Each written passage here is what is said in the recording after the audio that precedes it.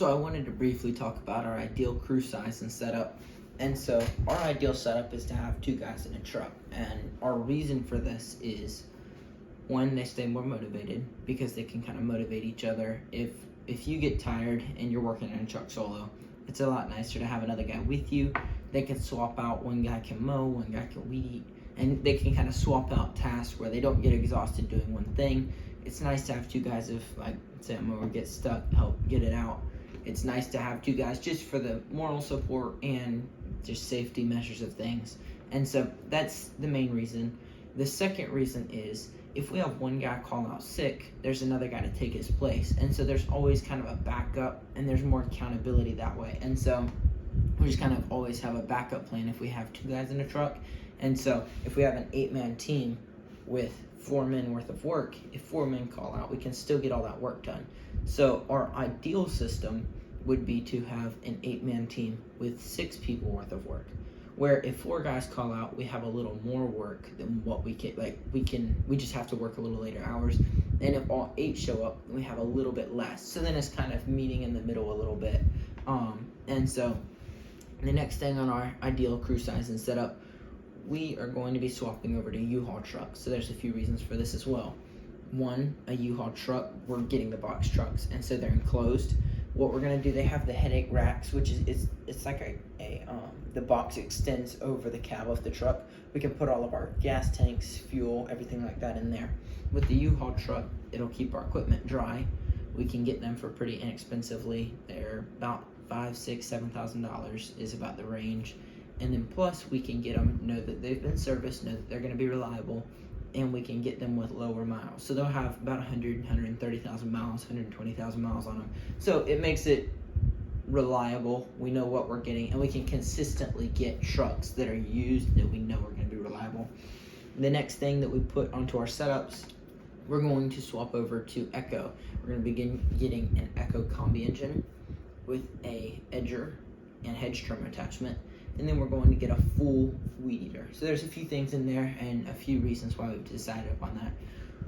First reason why we swapped to Echo, on still all of the little parts on the combis are always breaking, and the engines are always spinning, and all the parts on the inside are all made out of aluminum. With Echo, they're all made out of steel, stainless steel, and so it will prevent all those little moving parts from breaking, and so it's just a little more durable. And for us, with the ratio and the way that the Echo's laid out, it has a little bit more power than what we're using now. The reason why we're getting a complete trimmer and weed eater instead of a attachment is because taking in and out the attachments all the time damages the inside, and like over time it just kind of breaks down with all that plastic. And so we don't swap out the edger, and we don't use a hedge trimmer very often. And so it'll get swapped out less than if we had like a trimmer and we're swapping out from a trimmer and an edger all day. Like we might use a hedge trimmer once or twice a day. So we don't have to swap it out very often, and it stays attached where we're not always taking it in and out and just breaking that part over and over. And so that's the reason why we're getting a full trimmer, and then the attachments for the edger and for the hedge trimmer. And then we'll be getting backpack blowers. For our backpack blowers, we've been using the Stihl BR600s and BR800Cs. Those are really, really nice blowers. I almost hate to swap to Echo.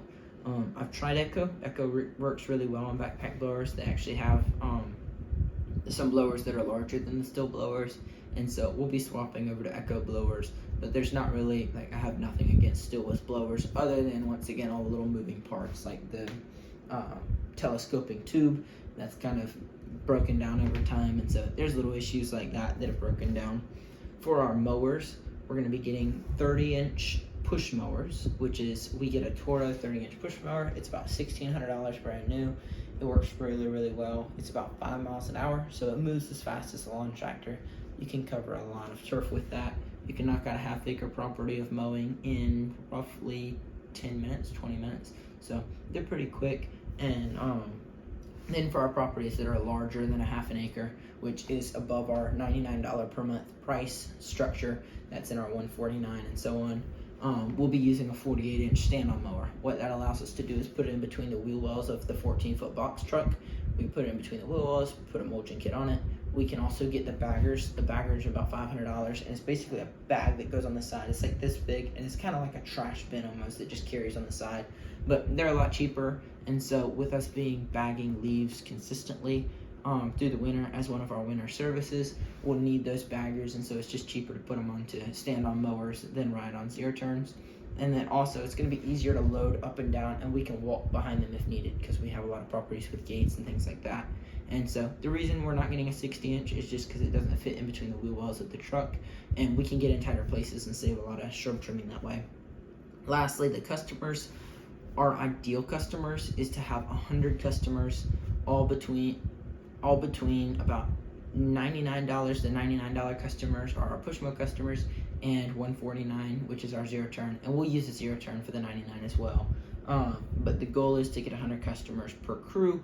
Starting out, we're going to do 75 customers per crew, and that kind of goes back to what I was saying in the beginning. If one guy calls out, one man can still handle 15 properties pretty easy in a day. He can handle 20, but it's real easy to handle 15, and so it makes it real easy just to manage that way.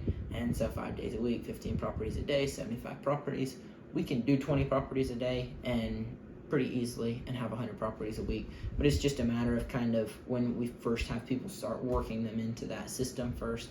And so we want them to get used to all the properties and kind of cleaning up properties.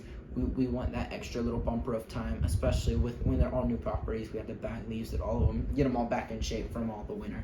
So that's our plan to kind of grow in our ideal crew size and setup. And so that's what we plan to scale and just duplicate. And we want to duplicate that 20 times at this location. We have a lot where we can store all of our trucks. That's actually rented from one of our customers that we currently work for. And so that's just our plan this year in order to be able to duplicate and scale and just keep everything systematized and exactly the same. So hope you enjoy, and I hope that maybe this gave you some ideas of how you can grow your business and scale and hire some new employees. So good luck out there and have a great week.